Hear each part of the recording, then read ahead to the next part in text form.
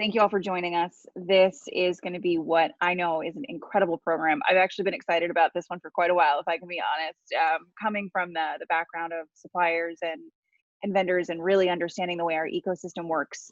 When Brian and I started putting this together a few months ago, hoping it would be an in-person event, I was pretty psyched about it. So I'm really glad that we were able to move this virtually. You're going to really enjoy the content, and I know everyone's going to learn a lot.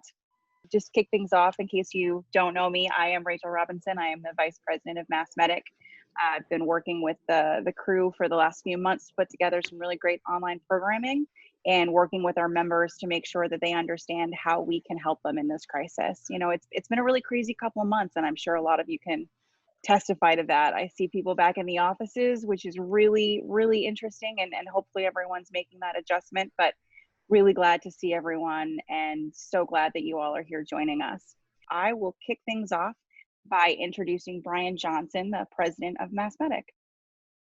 Hello, Rachel. Hello, friends. It's great to see everybody here again, albeit two-dimensional. Rachel is absolutely correct. This was actually originally supposed to be an in-person event on, I think it was May 7th. So we're about a month and a week late, but nonetheless, it's still an amazing program full of terrific content. So I'm really excited today to reveal a few things for you guys. In a couple of minutes, we'll be handing it over to Carlo and the team at Alira Health to present one of the most comprehensive reports on the state of contract manufacturing that you're ever going to get, which we work with Alira Health on to commission. And we're also going to hear from three, I think, of the premier medtech companies in the world about how they're looking at the supply chain. First, though, we want to talk to you a little bit about a couple things. And the first is I want to highlight one of our great sponsors for this event, and that is the New England Edge. The New England Edge is a brand new purchasing program that MassMEDIC has signed on with in collaboration with MassBio. The New England Edge leverages the power of our purchasing power as a collective in order to give us incredible discounts at key vendors for life sciences. Some of those vendors include Fisher Scientific, Middlesex Gases, Veolia Environmental Services, and non-scientific folks like WB Mason, UPS, Flight Center, IT services, and the like. You are all eligible as MassMEDIC members to take advantage of these programs. There is more here than we could possibly cover. So I want to make sure that you guys understand the benefits that are available to you. This is a key initiative of MassMEDIC. We're always looking to find more ways to improve our member experiences. We've also added a couple new partnerships with the company, TriNet specifically is one of them. This is an amazing program. I've been on several onboarding calls with our members already on this. I guarantee you that you will be able to find the help and the vendors that you need. So MassMEDIC, we will be able to, really be a part of your purchasing team. So use us, please. That's what we're here for. We're here to augment your experience in business. So that's the New England Edge. If you want to learn more about it, go to massmedic.com. The entry is right on our homepage. And as you can see, you can easily click into any of these to find out details about the offer. And there it is. And so you can send a message and get signed up. I really highly encourage you to do it in this time, in this day where budgets have been constrained due to unforeseen global pandemics. We can probably use to save money and resources any way we can. So that's the New England Edge. Our sponsors, folks like MPR, folks like Sunrise Labs, folks like MedMark Insurance, they have been with us. They've been with me in past endeavors. They've been with MassMEDIC for many years. They're incredible resources for our community. And I want to make sure that them and the folks like Alira Health are highlighted because what we are is a medtech community. And we need to make sure that we're fostering that community, rewarding people for being part of that community. So thank you for indulging me in that. And I feel passionate about it. It's you need partners to put on great programming. And I've been in the event business for more than 10 years. And, I can honestly say that your sponsors are your key partners in all of it. And these state programs don't happen without them. And we happen to have a great group of folks to collaborate with, do business with. So thank you to them and thank them. And I want to thank all of you for listening. So now I have the great pleasure of transitioning into our first presentation of the day, and that is the presentation of our State of the Contract Manufacturing Industry report, which we worked closely with Alira Health to produce. And as we were going over this report, it was amazing to me how much detail there was involved in all of it. And Carlo and his team did just such an amazing job. I'm really excited to listen. He's going to present this report, and then we're going to have a little bit of a Q&A. Carlo, please take it away. Enlighten us. Thank you, Brian. My name is Carlos Timamillo. I'm a partner at Alira Health, which is a global advisory firm dedicated to technology and business development in the life sciences. And my role at the firm is coordinating the investment banking activities.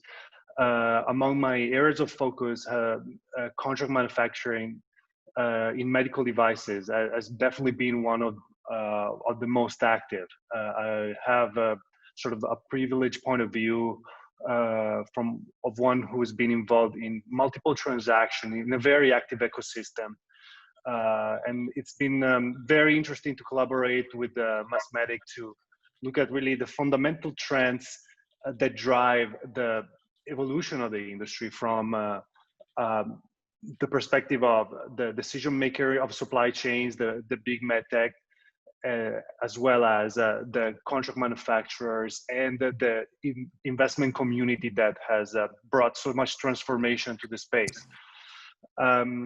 So without further ado, I would like to start from this macro view of the market, and start from a statement of the scale of the contract manufacturing industry. We're looking at a market of 52.9 billion in estimated value globally that is projected to outpace the growth of the medical device industry as a whole in the next 5 years. This is a fundamental trend that if we look back 5 or 10 years, we would probably see a similar trajectory.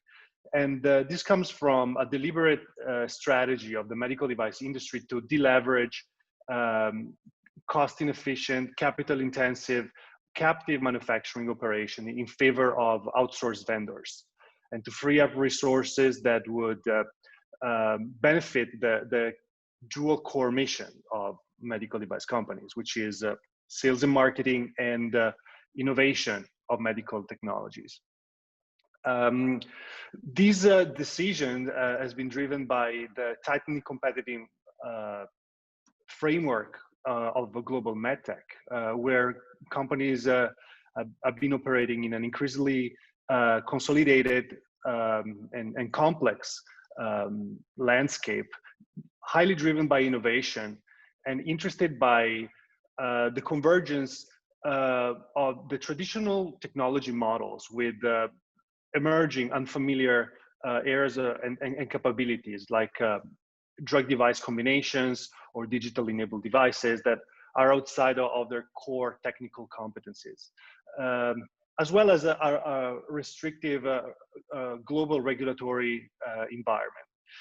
So this trajectory that we project here seems to be a very fundamental, unchangeable pattern, despite the discontinuity that COVID has caused so far in 2020. And just as a note, we started developing this report with Brian before COVID hit. So it's been really remarkable to see the stakeholders react and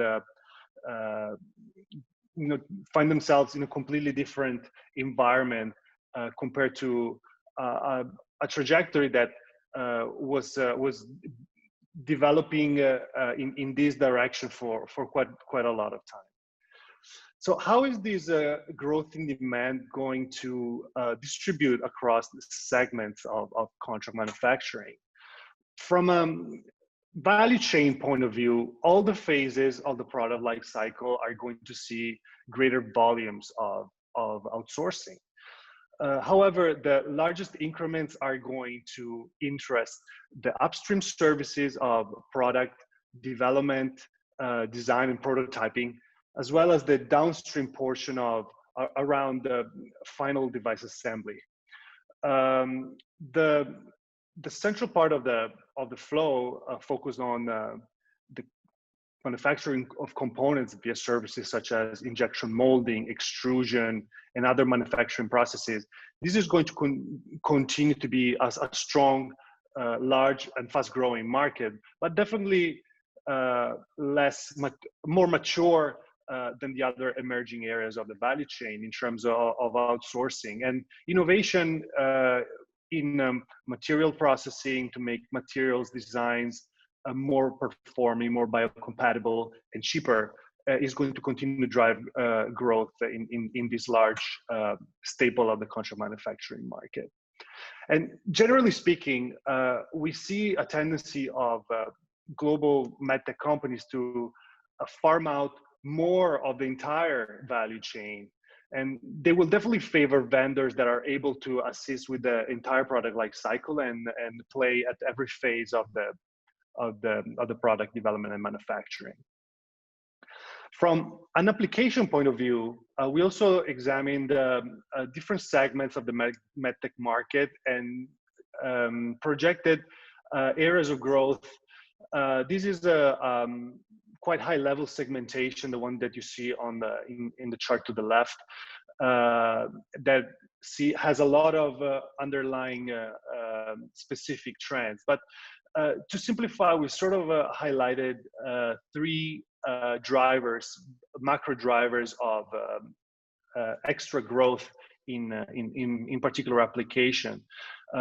One is areas of technology and markets that are disrupted by innovation and that therefore have an inherent higher than average growth profile. And the examples we bring here are, for example, molecular diagnostics, consumables in the IVD bucket, or robotic assisted surgery systems. A second area would be the group of devices that historically were manufactured in-house because, for example, of the sensitivity of the intellectual property component. But then now OEMs are starting to be more inclined to give outside to pursue efficiencies and cost savings. And then the third area is, again,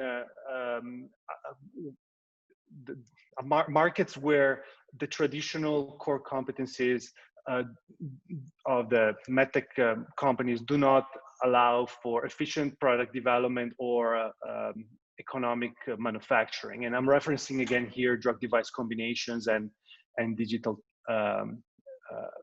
devices. So the CDMOs with capabilities to seize this application are definitely going to have a position of advantage compared to others that are more commodity oriented. How is the industry structured to cope with this evolving demand? The charts on this page illustrate a very diverse structure of the industry.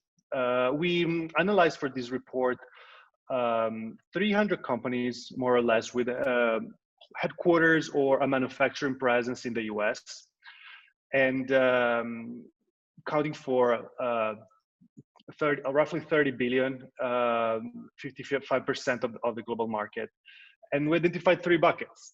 The blue bubbles here on the chart are the top 10 players, $600 million in revenue and above, global, highly diversified and integrated service providers that represent 25% of the total market. The next group of 50 companies between 100 and 600 million, so mid-sized players, make up 11.9 billion or 22.5%. But the group after that, the next 220 companies, combined for 3.8 billion.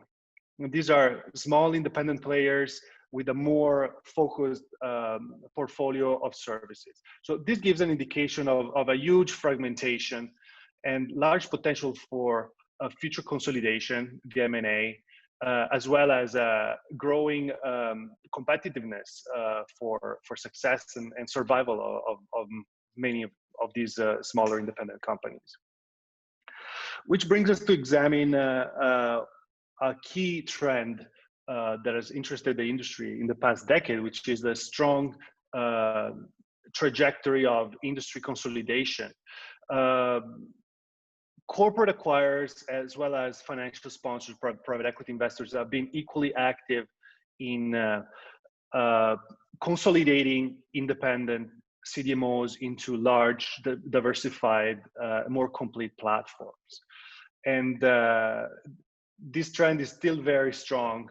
Q1 was very active. Q2 is not referenced on this page, but has already seen some high-profile transactions. And this tendency seems to be continuing into the next decade. The underlying strategic rationale for this is to create service providers that are better suited to meet the demand of large medtech companies that seek partners capable of ensuring scalability, quality, and a global reach. And that requires scale and a diversified set of capabilities.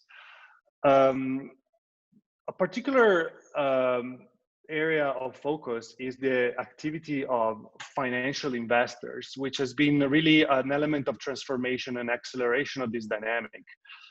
Since the last decade, the involvement of private equities into roll-up strategies of CDMO capabilities has been impressive. But what is more impressive, in my opinion, is to see how the last 3 years, and 2019 in particular, have been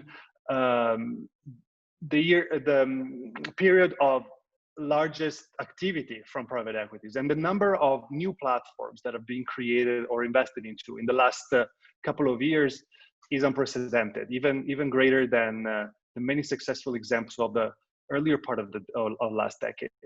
So this shows an incredible commitment of the financial industry to the consolidation of contract manufacturing market, and is a leading indicator of continued activity of add-on acquisition, as well as a pipeline of potential exit by strategic acquirers.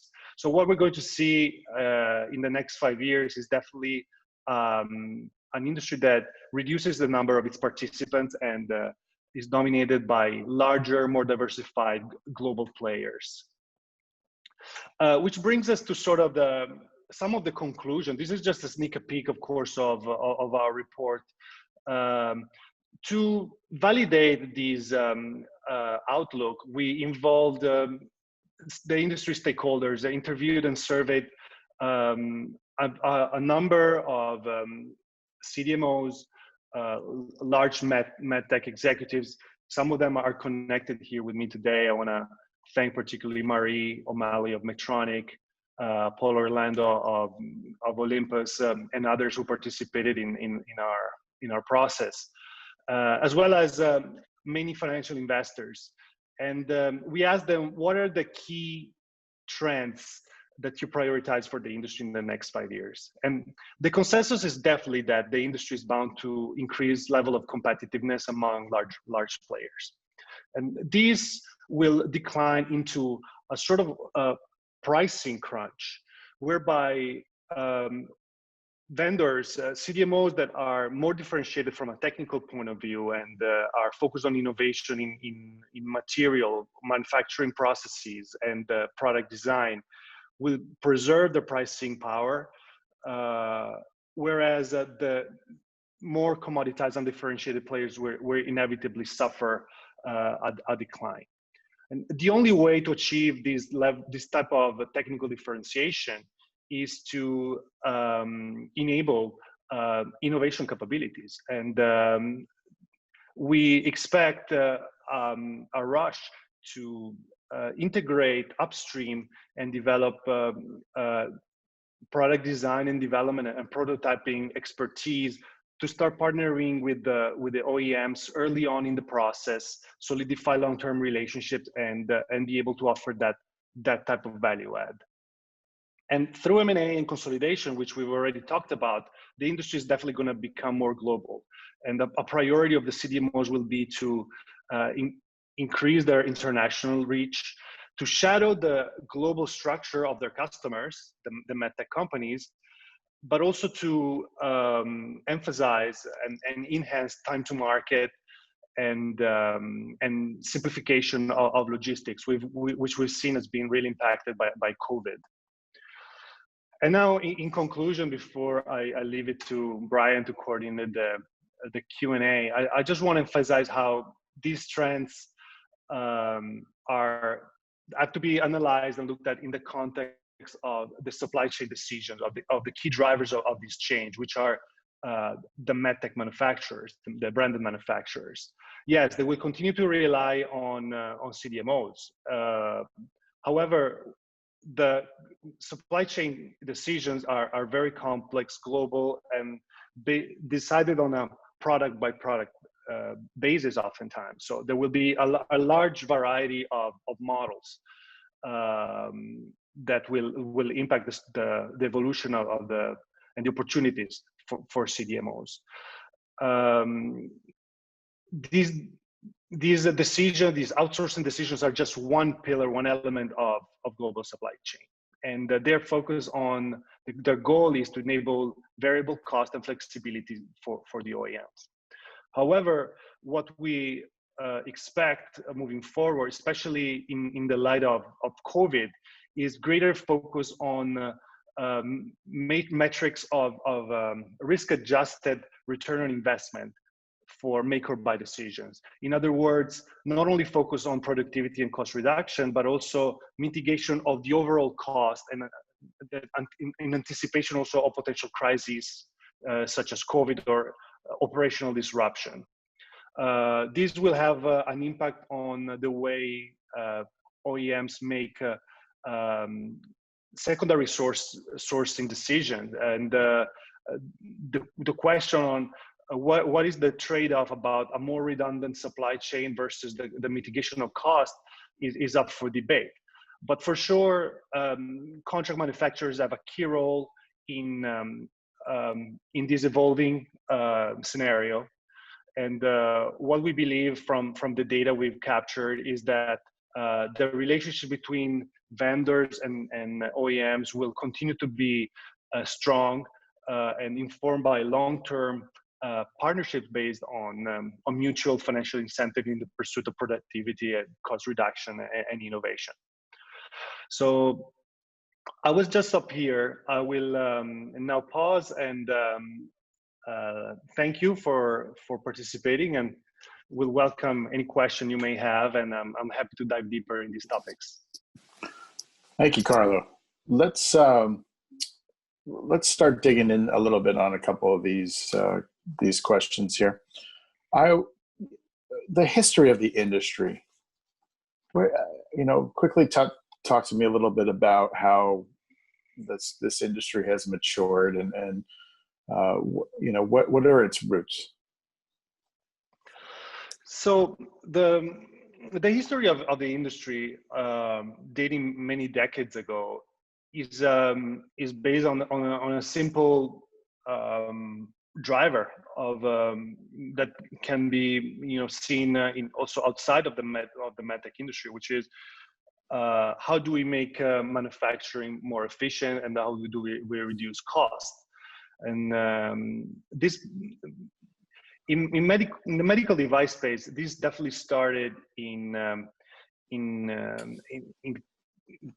outsourcing of components manufacturing and the prominence of plastic as a key material of all the medical devices defined injection molders and plastic experts as the first beneficiaries of this outsourcing trend.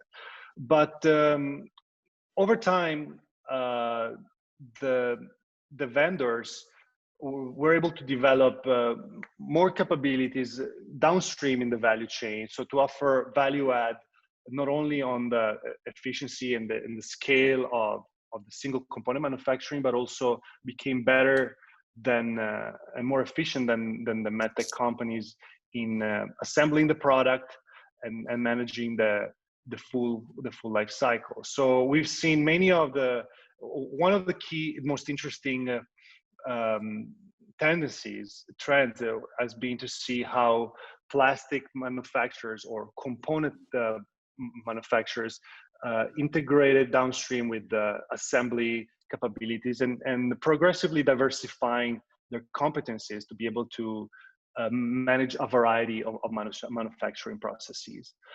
From an OEM perspective, the real change has been the focus on not only the commoditized products, but progressively towards more value add and technology oriented productions that were moved outside. Initially, as I referenced earlier, IP sensitive productions were kept in-house, and now it's not like that anymore.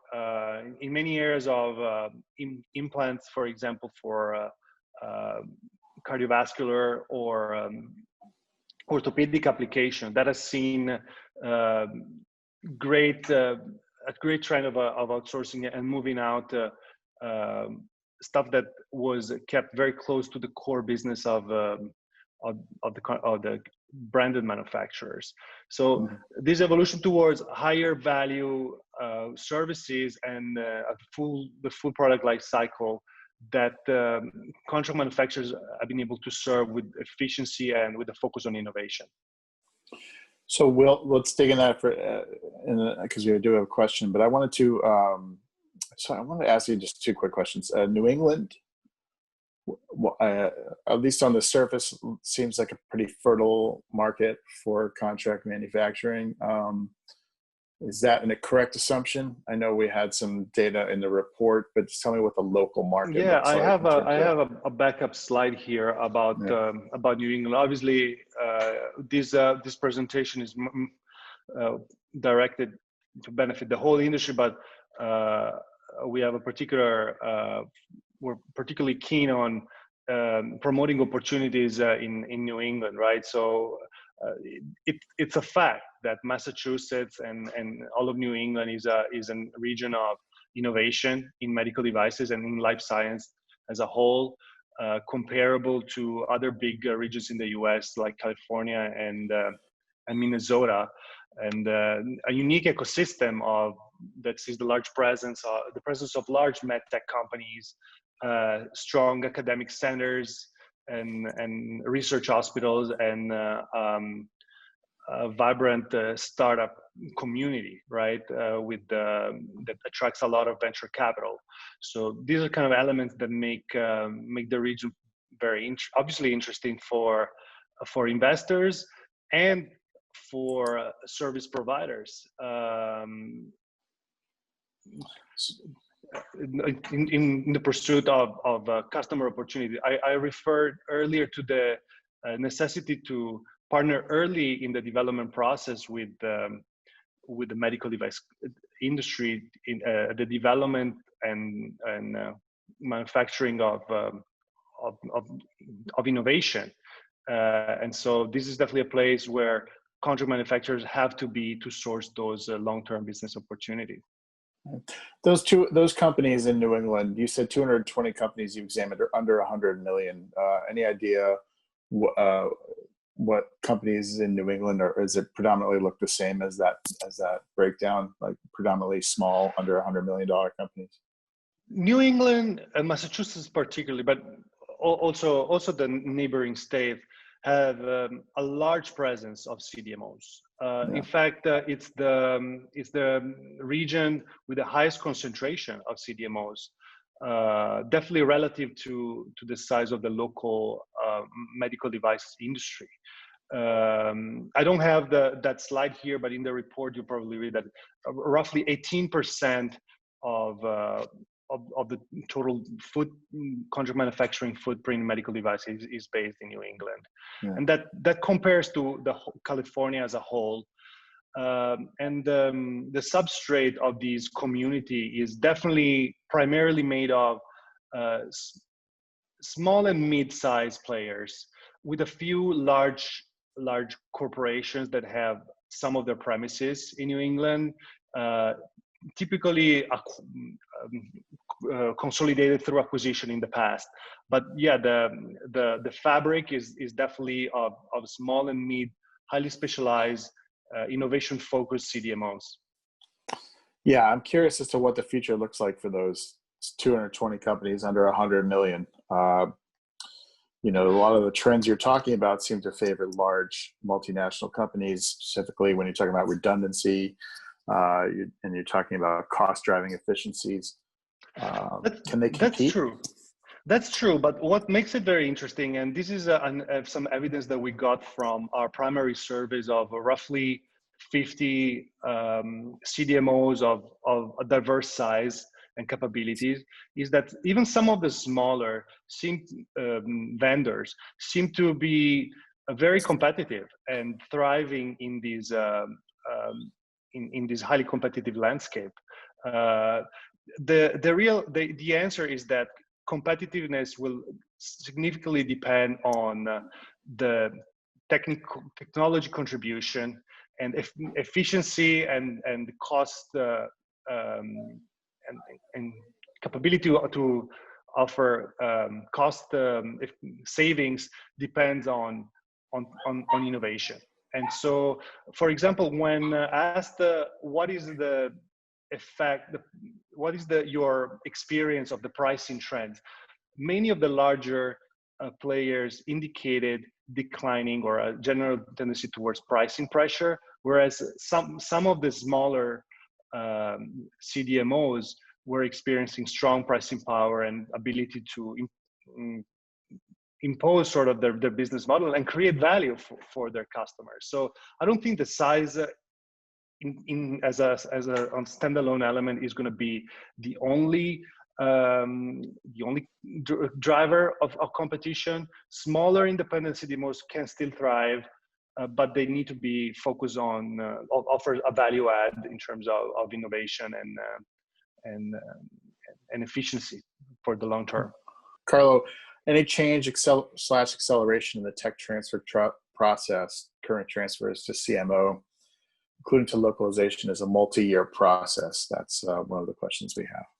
Current transfer to CMOs is a multi-year process. It's a multi-year process, yeah. So we didn't look at that specific topic in the report, but all of supply chain decisions are long-term commitment. The participants, the colleagues that will stay online, the second part of the session can speak to that. The selection of investment in captive or outsourced operations are informed by long-term return on investment objectives. And that's why we don't think that COVID is going to disrupt the fundamental structure of the industry, both in terms of offshore presence, as well as specific vendor relationships. That is going to remain, and also tech transfers, are depend on the choice of the partner and for the long term, and the belief that will achieve cost efficiencies and benefits in the long term. A couple of questions on sort of pushback on China. China's benefited a lot from the CDMO industry growing. Any pushback post-COVID from that? I think it's too early to say, but generally speaking, I think that cost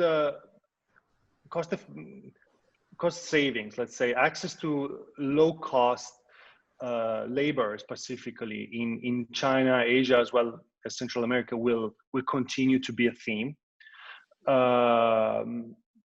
However, I would like to stress the focus on more comprehensive measures of cost that include logistics, as well as some risk-adjusted metrics that take into account potential failures or disruption of offshore operations. So next to offshore far-reaching sources, I think there will be a rise in more nearshore regional operations in the logic of favoring time to market and prevent future cases like COVID. Great. I want to thank Carlo. Thank you for all your amazing work. This is a very comprehensive report. Again, we're going to be sending that out to everybody who registered for this event. It's a really meaty report. There are things like valuations, right, Carlo? There's deal valuations, things like that. It's extremely comprehensive. This is only meant to be a conversation starter. We'll probably have another program specifically dedicated to this. But I want to thank you for your time today in presenting. Rachel, back to you. Thank you so much, Carlo. As Carlo said, we will hopefully send out the presentation and you can absolutely access the report. So please feel free to send your questions over and we'll make sure that they all get answered. So thank you so much. At this time, we're going to just transition gears a little bit. And I'm going to introduce Jeff Champagne from MPR Associates, who's one of our sponsors, and he is going to cue us up for the next piece of our discussion. Awesome. Okay. Well, thank you very much, Rachel and Brian, for having us today. It's exciting to be in concert with the whole industry on the phone here this morning. We're really excited about the opportunity to share with you. I'm going to tell you a little bit about MPR Associates as a company. And then we'll talk to some experts in manufacturing operations and supply chain management. So MPR is a life science product development firm. We're based in Alexandria, Virginia. Our founders actually spent time in a very different space. Our founders were actually in the nuclear space and helped Admiral Rickover to invent the nuclear submarine back in the 1950s. So as Admiral Rickover's chief engineers, Mandel, Panoff, and Rockwell helped to put a nuclear reactor in a submarine and then send it underneath the ice caps. And since then, we've helped to maintain the nuclear navy. Even as far back as about 50 years ago, MP&R, specifically Ted Rockwell, worked on things like the Jarvik heart, and we got into life sciences and medical device development. We are a team of about 250 engineers. We're based in Alexandria, Virginia. We have about 50 of us that are focused solely on life sciences. And this is a little bit about what we do. We're not a manufacturer, but we rely heavily on partnerships, relationships, and a large number of manufacturers around the world that are helping us to make breakthrough products. So we like to work on first-of-a-kind developments that separate our clients from the pack. We work with both large and small companies and really work on first-of-a-kind developments. So we like to do things that have not been done before, pushing the boundaries of what's possible and developing these first-of-a-kind technologies. So some of those are really early conversations with those manufacturers to help us understand capabilities to develop these products within the requirements of those systems, integrating those products, designing them for manufacturing, and then getting them out into market. These are a few of our most recent developments that you can see here. These are some that are on the market today. Most recently, we did a call with our friends at Maculogics. Maculogics is a macular degeneration diagnostic tool. And if you look right here on the screen, if you can see that, this is the Maculogics AdaptDX Pro. It's a macular degeneration diagnostic tool that looks at light adaptation and then can diagnose patients 3 to 3.5 years before typical diagnosis. We work on robotics and things like the Zimmer Biomet Walter Lorenz arm here, and also a number of connected devices, automation, robotics, and the like. Here's a little sketch that I like to show of the MacuLogix Adapt DX Pro and its exploded view. And when we talk about manufacturing, the biggest challenge in this was that we had to sprint to market. It was about a 16-month development from a clean sheet of paper. So how do you do that in a rapid process where you're sourcing 174 parts from different manufacturers with some constraints? As you can imagine, it can be a challenge. So with that, I'd like to start to introduce our panelists today. We have some great experts from Boston Scientific and Medtronic and Olympus, and they're going to give you a reverse pitch to show how you can collaborate with them, how they look at manufacturing as a whole, and how some of the kind of trends that are happening right now around the world are impacting manufacturing, are impacting supply chain, and we're going to ask some questions about how they manage to do their jobs in this diverse and changing climate. It's quite a handful today, and I'm sure they're going to give us some words of wisdom. So with that, what I'd like to do is introduce Tim Dolan from Boston Scientific, and Tim can tell us a little bit about his role at BSI and how he looks at operations, manufacturing, and supply chain. So with that, I will turn it over to Tim, and I will stop sharing my screen so that you can share yours. Great. Tim, thanks for joining us today. No, thank you, Jeff, and welcome everyone. So before I start, I thought I'd just give a quick little background on myself, talk about Boston Scientific. I know many of you know us, but I have a couple of slides on that.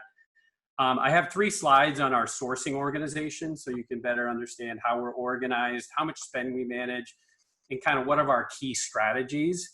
And then I have a series of questions, and I know I only have 15 minutes, so just a little bit about myself. I work for Boston Scientific. We're headquartered in Marlborough. I've been with the company 11 years.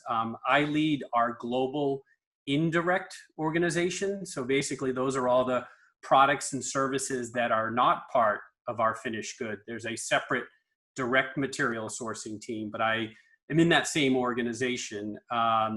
We spend on indirect $2.8 billion each year. We strive to be world-class and a trusted advisor. And you can see kind of the geographic location of my team. A little bit about my background. I grew up here in Massachusetts, spent some time in the military, in the Navy, have worked for A.T. Kearney, Gillette, P&G, and Nuance, and recently went back to school through a blended online program through Michigan State. You can see some nice pictures from my team. A little bit about Boston Scientific. I know you guys have all seen us, and we're a big part of MassMEDIC, but we are dedicated to transforming lives through innovative medical solutions. We are a medical device manufacturer. You can see kind of the product range. We have 8 major divisions across several bodies or portions of the body. We did $10.7 billion in revenue last year. Had a great year in terms of growth, 11.1% operational growth, 7.3% organic growth. All of our divisions, you can see, are growing.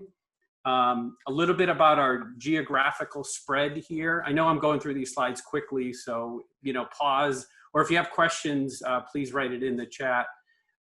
We are, when I started with Boston Scientific 11 years ago, we were, I think, 75 to 80% of our revenues in the US. But as you can see here, we are almost 60% now, slightly below 60%. So we've become a lot more geographically dispersed. We've been really growing our APAC region 12% last year. EMEA still is a fairly sizable region for us. A little bit about our caring culture. We really focus on people development. We've won all types of awards on diversity, on gender equality. Really is a great place to work. We've won different awards for that as well. We're very focused on the planet. My team, from a sourcing and procurement standpoint, look for suppliers who also support practices that support green and the environment. And you can see we've also won various awards on quality and innovation. A little bit about the global sourcing organization, which I'm part of. As I said, I lead the indirect side of the business. Direct materials, my counterparts, we have 5 major categories: metals, plastic, resins, and chemicals. A category we call SFMD, sourced finished medical devices, packaging, and electronics. And that makes up our direct materials. I lead the indirect organization, which is 13 different categories. I won't go through them all, but you guys probably know some of the ones like HR, consulting, clinical, legal, facilities, MRO, sales and marketing. So those are our indirect categories. A little bit about our key strategies. So we have 7 key strategies. We always start with the team and developing global and inclusive high performance winning teams. We also segment our supply base. We have strategic suppliers, preferred suppliers, standard suppliers, and then restricted suppliers or suppliers we plan to move away from. We do global category strategies each year. So my team does, in the beginning of January, we start in October, but we create a category strategy, which we then align with the business across all direct and indirect categories.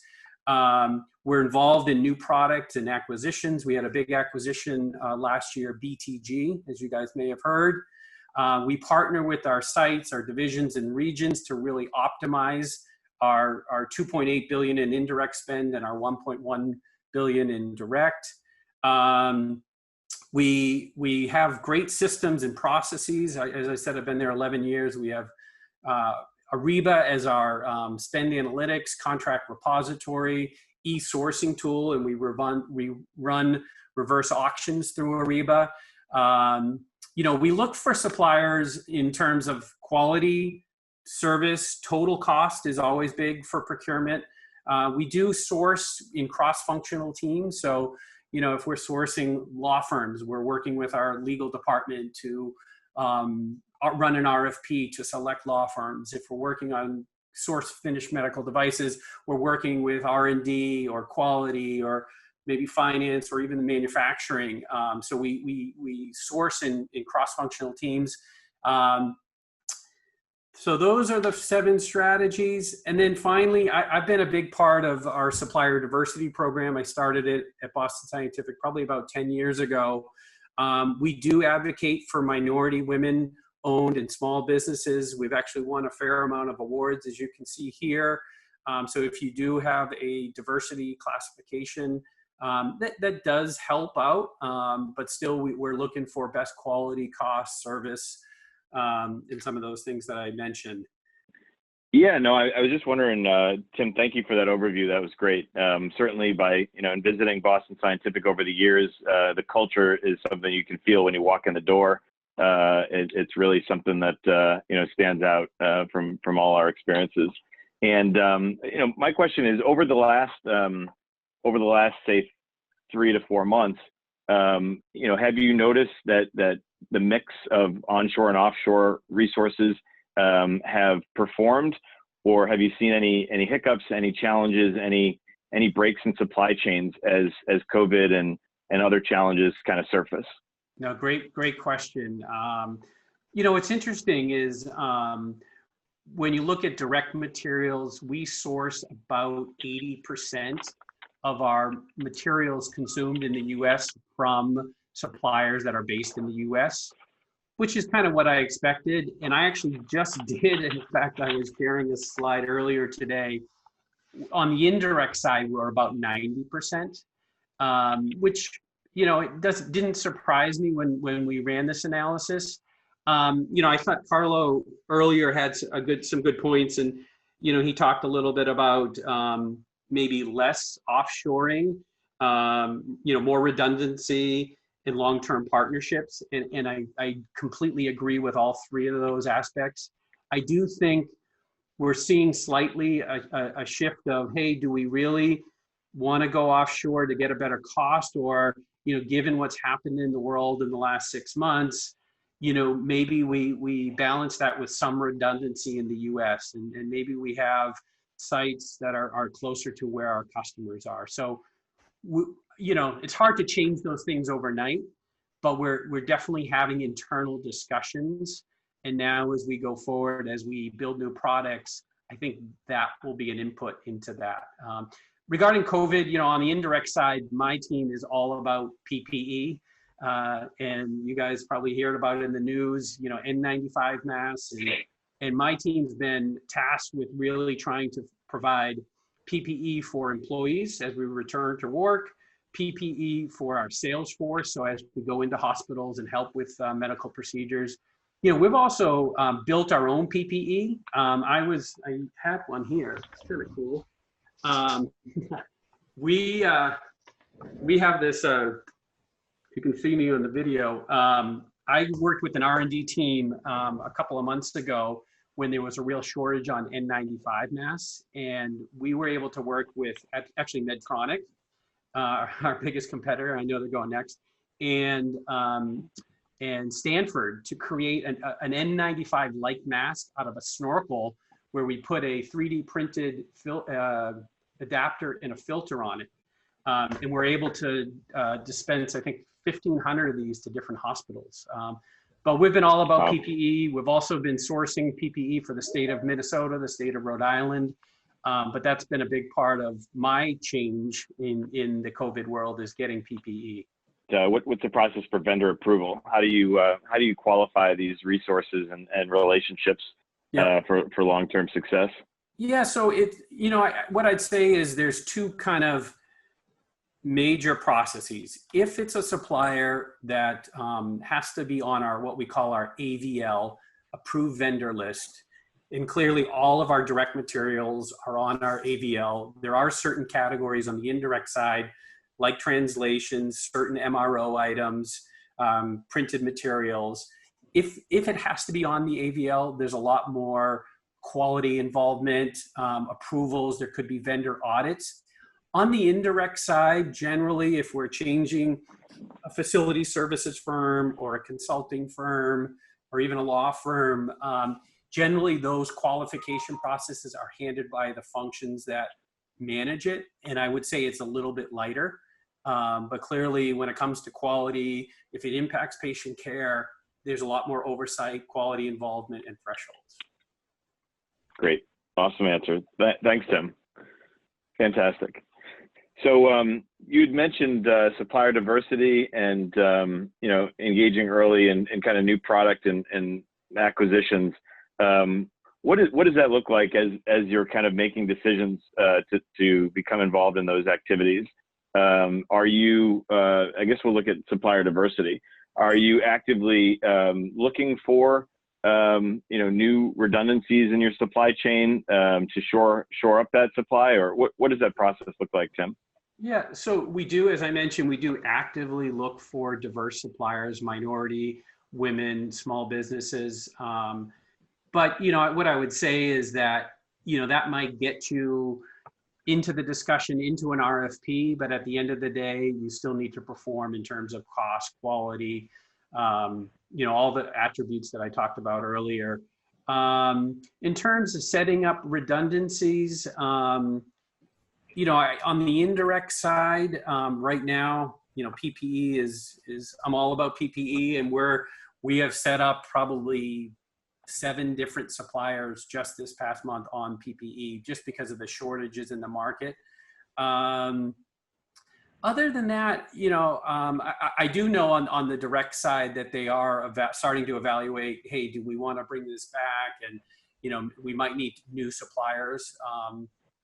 But it's kind of a work in progress right now.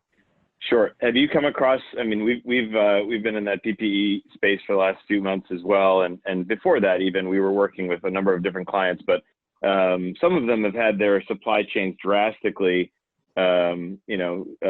disrupted, right, from certain countries where they wouldn't be able to ship out, or there was an embargo or something that was preventing their supply from being released, and then other cases in which their supply had been absconded, right, where Yep. it would be sent and it would be intercepted on the way. Any of those cases, or anything that you can speak to in terms of disruption? Yeah, so we have encountered a little bit of that. One way we've been able to mitigate it is we actually had a letter that accompanied our PPE shipments that said it was for a medical device company, and that did help out. But it has been a real challenge. In fact, right now we're trying to get some N95 masks from China, and it's been a challenge. And there's been stories, and I don't think the government's taken any of our shipments away, but it's just been a lot harder to get through customs and bring product across borders. Great. Okay. Just want to make sure that wasn't just an isolated incident, but it seems like a theme. Hopefully that'll free up soon, and certainly appreciate you sharing your experience in that as of recent, Tim. Thank you. Great. Well, thank Wonderful. you, everyone. Appreciate the opportunity, and appreciate the opportunity to share about Boston Scientific. Thanks for being with us today, Tim. Really appreciate your perspective. So with that, I'd like to queue up Maria O'Malley. Maria's with Medtronic, and she's going to talk to us about her experiences in supply chain. She is right now the supplier diversity and responsible for management of these programs with Medtronic. So welcome. Good morning, Marie. Thanks for joining us today. Yeah, thank you. Happy to be here. I actually didn't prepare some slides, but I thought I'd just give you an overview. I've been with Medtronic now 25 years. And as mentioned, I currently lead our supplier outreach, which includes supplier diversity, which Tim spoke about. That's a critical program for Medtronic. And then also responsible supply management, making sure that the suppliers that we're partnering with have the same ethics and labor standards that we have, which has been a concern for a lot of companies and becoming a key issue for a lot of our customers and key stakeholders. But previous to that, I led the sourcing organization for the cardiovascular group for a number of years, which had global operations and had responsibility for the direct materials across a wide variety of commodities. So I loved Carlos's overview in terms of some of the industry trends. That's something we certainly track as well. We're looking, similar to Boston Scientific and other competitors of ours. There's been tremendous acquisitions over the years. So we have a pretty extensive manufacturing footprint. I think we had over 90 manufacturing plants, and our goal is really to consolidate them and focus on our core competencies and capabilities, and then outsource the rest to suppliers that are very capable in doing the things that they do well. So there has been this trend to shift to contract manufacturers or integrated providers that can provide, the components or the sub-assemblies or even the finished devices to service our organization. We continue to mature in terms of our organization. We have a global team and are sourcing products and materials around the globe to support our operations.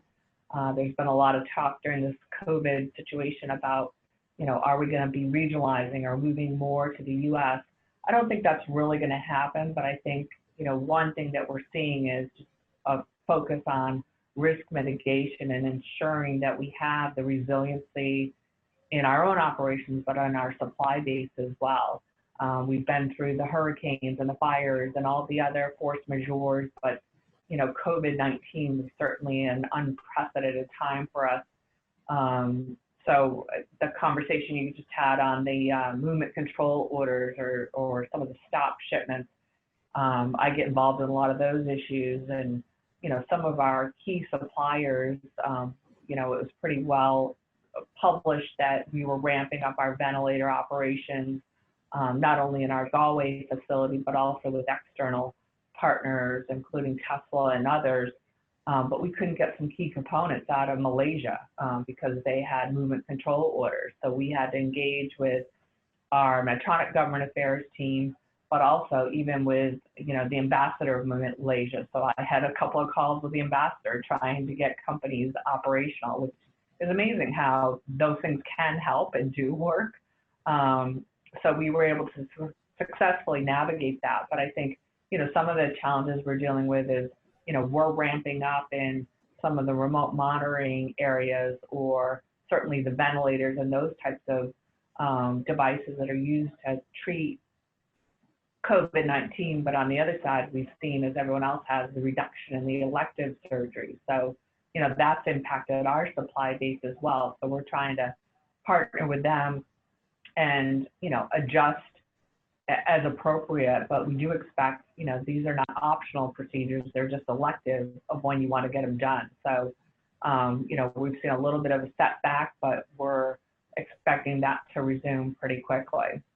I also appreciated the comments on PPE. Before this whole thing, I didn't even know what PPE was, and now I think we all have a master's degree in it.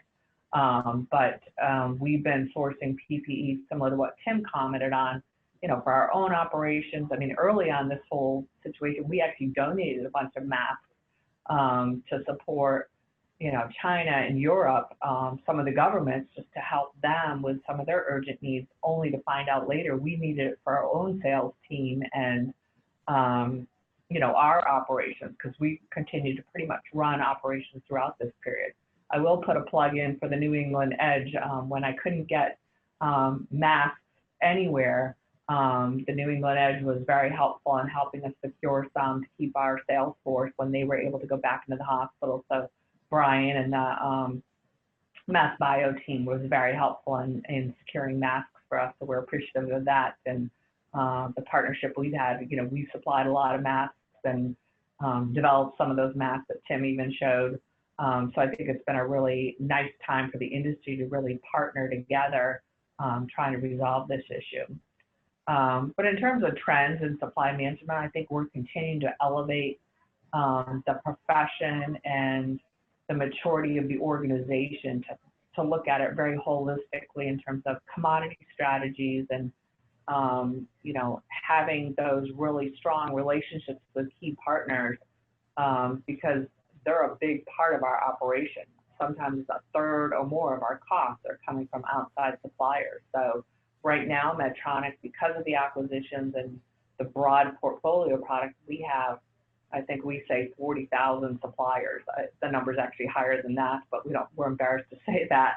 But our goal is really to look at those suppliers that are really good at what they do. And as Tim mentioned, quality is first and foremost. It's about the patients and the customers, so you have to have high quality. But then it's, goes a lot to the relationship, and a lot of our relationships are very long term, and then there has to be value there. So I guess I would say, if people are thinking about, engaging with Boston Scientific or Medtronic or other providers, is, what's really your unique capability? I think most of us have injection molders or metal suppliers or packaging suppliers, but so we're not looking necessarily to source new suppliers in that. We're actually looking to consolidate, but who can be those providers that can give us a unique offering that's a win-win for both parties. Great. This is all great information, Marie. Thank you for sharing. You mentioned, obviously one of the themes was these elective surgeries that have been kind of curbed or held off on. Is there the belief that that's going to create a kind of surge of backlog after this is all said and done? Is that something that you're preparing for right now? Is it something you're already prepared for? How does that impact the business as you're operating? I think we're preparing for it, and we have prepared for it. We really didn't adjust and slow down many of our operations. Now we're taking a little bit of a pause on some operations, but we are expecting those patients to go back. Even personally, I delayed going to the dentist, and now I can't get in until October. So, I think there's going to be this backlog and this pent-up demand. So we're anticipating that, but I think the next quarter and the quarter after will be pretty telling for us of what the adjustment is going to be. We did take a hit, in our last quarter and had a downturn, but we're still optimistic that there's going to be a return. So we're kind of preparing for that. And, we don't want to negatively impact some of our key supplier partners, but, trying to work with them so we kind of manage through this adjustment period, I guess I'd call it. But it's unknown. We still remain optimistic that it's going to come back. Sure. Excellent. Thank you. So, so you'd mentioned, outsourcing a lot of these 40,000 suppliers, and there's a lot of different things that I'm sure they handle for you. You talked about core competencies that are handled internally, and then working with different CMOs for non-core sub-assemblies and things like that. Is it centralized to Medtronic, or are there individual? I think of Medtronic as a group of very large companies, right? And is it supply chain thought of as a kind of central activity, or is it kind of handled by the individual business units, and how does that work? Yeah, it's definitely evolving and maturing. We now have a chief procurement officer who's my boss, so he works in a corporate central role. We don't like to say that we're centralized, but we are center-led. And then we have 4 main business groups at Medtronic. So the cardiovascular group, our restorative therapies group, which is ear, nose, and throat, spine, and neurovascular. And then we have the minimally invasive therapies group, which is the legacy Covidian group out of Mansfield, Massachusetts, and also global, and then a diabetes group. So each of those groups have a sourcing leader and an organization that manages a variety of commodities, but they all partner together with the central group and really determine what our commodity strategies are, who are our preferred suppliers. We stratify our supply base similar to what Tim described of who's our preferred strategic suppliers, who's our core, who's our investing players, and really look at new opportunities to some of those preferred suppliers that we want to grow the relationship with. Excellent. And how do you find, so you'd mentioned also, Marie, that you're ramping up ventilator manufacturing in places like Galway, and how is that going? Are you finding that you're meeting the demand? Is the demand kind of still going up? How is that helping to alleviate some of the situations these hospital groups are facing? Yeah, I mean, there's been a number of providers. Another one of our MassMEDIC colleagues is Zoll. They've been ramping up tremendously as well. We did increase our capacity by 5 times at this point, or we're on task to do that by the end of this month.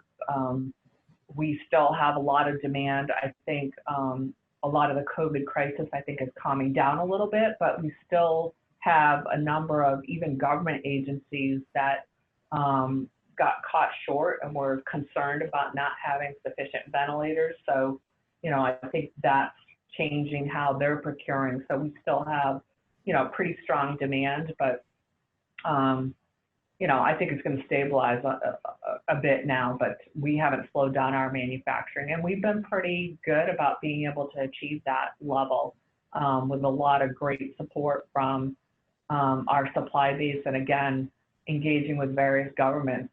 Malaysia was one where we, engaged pretty closely. I was on daily calls every night with the Malaysia trade organization, which is the MassMEDIC of Malaysia, and then with the ambassador who's based in Washington, D.C. And now we're facing some challenges in the Tijuana area that's seeing a spike in cases, and the government is shutting them down. So we're also providing letters to show that they are essential as part of our supply chain. So most of our suppliers are focused on med devices, but we do have a handful who are in a number of regions or industries. So, you really have to highlight that it's medical devices that these components are going into, and they're essential for our success, and certainly if they're directly related to our ventilators. We did realize and learn, we had a pretty good handle on all of our first tier, even with 40,000 suppliers, but starting to learn more about our second and third tier was a challenge. Great. Okay. Interesting. In the current environment around consolidation, which implies reduction, are there simply no new additions to your improved supplier list unless offering is unique and highly differentiated, or a new capability? You'd mentioned core capabilities versus outsourcing things that were not necessarily your strength. Is there still room for more suppliers in that? Are they being, culled as to get down below 40,000? how many new suppliers are being added to the mix, if that's a possibility? Yeah, we are definitely adding new suppliers. So I think there are companies that are out there that have an innovative offering or maybe a good partner in some terms of, engaging with us as a development partner. And once you're a development partner, you can lead to commercialization. We are trying to grow our diverse supplier spend. So we are considering diverse suppliers in almost every RFQ. So that's a good opportunity. So we're going to continue to focus our spend on, the preferred suppliers, but there's definitely an opportunity for new suppliers that can come in that, can meet our needs, support our global requirements, and provide a value solution for us. Understood. Okay, fantastic. I wanted to thank Marie and Tim for joining us today, and thank you for sharing your insight in this challenging time for supply chain. And now, with that, thank you, Marie. Thanks, Tim. Thank you. With that, I'd like to introduce Paul Orlando, and Paul is joining us from Olympus. Paul, thanks for your time this morning. I'll hand the mic over to you and let you tell us a little bit about your experience there with Olympus. Great. Good afternoon, everyone. Okay, so hi, Paul Orlando here, and I've been asked to kind of do or share some reverse pitch thoughts. And I'm hoping there's some business development people in the audience because this is really tailored for you. So yes, I lead Olympus of America's procurement entity, and also I'm part of the global procurement entity. But I was lucky enough to work in contract design and manufacturing with a company that you folks may have heard of before. I won't mention it, but hopefully I can bring some insights, having sat on both sides of the table here.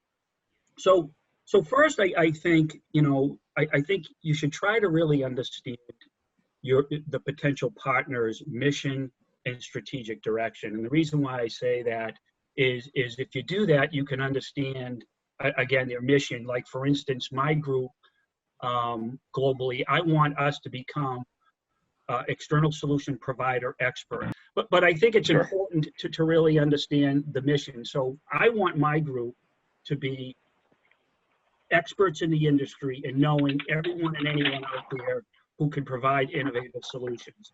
And then at the same time, I also have to deliver on supporting our company's mission, which is, the basic quality, cost, and delivery, as Maureen was stating.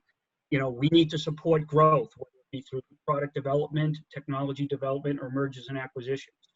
With the existing suppliers that we have, we need to continually improve the performance and establish strategic relationships and enable supplier innovation. Again, there was a lot of talk. There's been a lot of talk about innovation. So how can we find out which potential partners can offer solutions that are unique and that we can leverage, and then also partners that can help us become more of a global entity. So speaking of a global entity, a lot of challenges that people in business development have is understanding the complexity of large global companies. And I could tell you Olympus is one of those companies that at least in the past had a lot of complexity, and it would have been very difficult for someone in business development or anybody trying to partner with Olympus. Where do I begin? Do they have a global group, a regional group?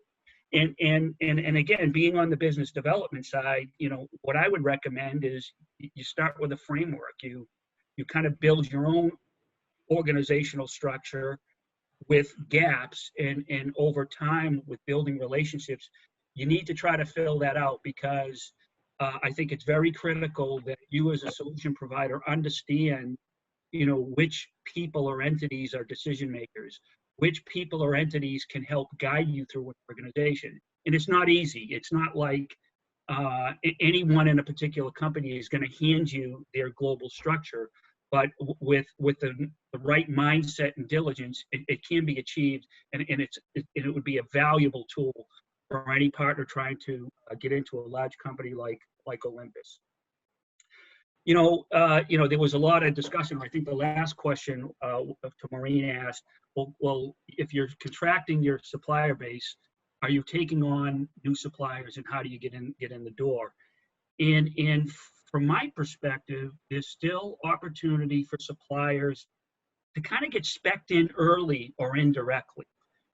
Where we have an aggressive acquisition plan, and I'm gaining new suppliers with capabilities just via mergers and acquisitions. Maureen also mentioned development. We do external development, and if you're a component supplier or a sub-assembly or finished device supplier, if you can somehow work with those contract development groups and get spec'd in as a component supplier, that could be a huge opportunity for you to get in the door.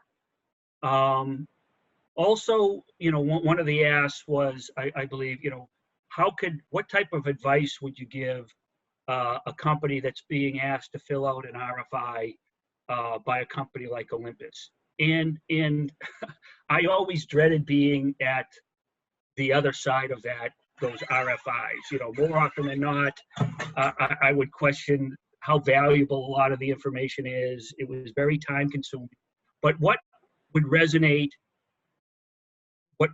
with me now, and what I thought was useful when I was asked, is to kind of give a product specific view of a company's capability. So, a bunch of companies might be out there, a development company, and they want to get in the door with Olympus. Well, the first place to start when you go to the website and you look at the types of products that we offer. Here's just a snapshot. We make scopes, booms, energy devices. And then those devices have certain characteristics, from a metal tip to a boom, steerable catheter, all the way down to a generator. So then you kind of, you fill out the matrix of what type of needs we may have. And then be very, very transparent and candid relative to your company's capabilities for design and manufacturing those particular characteristics. To me, if a company, what could a company do to best represent their capabilities? To me, if they walked in the door with a picture of our scope or a picture of a balloon catheter, and they talk specifically about their capabilities across each characteristic of a device, that would be very powerful. So that would be my recommendation for RFIs. And then finally, I went through this pretty quickly, is, I was asked, what would be the best way to become a partner or to collaborate with you, Paul, or people from your team? And to me, the value I get from potential partners is learning from them, right? I learn more from the owners of suppliers, the business development people, because they can bring valuable insight that you might not be able to see, on the OEM side. So to me, and what I try to do when I was on business development is really be an industry expert for my partner or potential partner, where I could share appropriate, relevant insight and potential solutions to options that the particular company may not even be able to help me with. But, for instance, through understanding our mission and objectives, and we would share with someone that, 70% of our spend is in the Japan region, and we need to be more competitive, and we need to change that spend, where we're spending geographically. It would be great to hear in a very realistic way how that could be done, balancing the cost of revalidating using a new supplier, the logistical challenges of changing regions significantly. But I can tell you, small company owners, owners of suppliers, owners of development companies, you folks have a tremendous amount of expertise that I can tell you does not reside in some of the larger companies. I was pretty taken back by where we were, Olympus, relative to understanding as a corporation, how to deal more with contract development companies and contract manufacturers. So I would say, you folks in the supplier partnership realm have a tremendous amount of knowledge, working with both small partners and large partners. So I think that would be something I would absolutely try to leverage. So with that, I think we have 5 minutes for questions. Thanks, Paul. That was great. Really insightful. Really appreciate the prep on that. That was, those are some great bullet points. As a business development professional, I certainly appreciate the level of detail there, and especially with looking at capabilities. Right, we don't typically think of that as the way to present. Right, and those RFIs can seem a little daunting when we first see them come over the fence.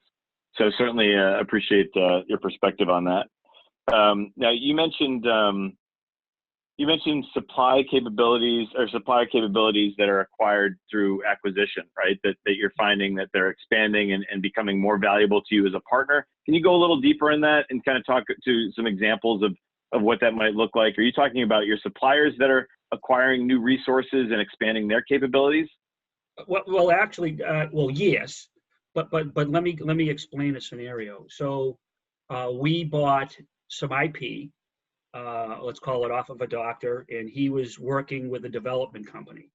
And I knew who the development company was, but I already have some partners that are my preferred partners. So then we make the acquisition, and then now I'm managing a development partner who wasn't in my approved supplier list. And because of their performance, we've now put them on a kind of a preferred solution provider status, right? So to me, here's a company I knew of, probably never would have had a realistic chance of getting in the door, but now they're one of our key suppliers. So my advice would be, don't forget about the startups.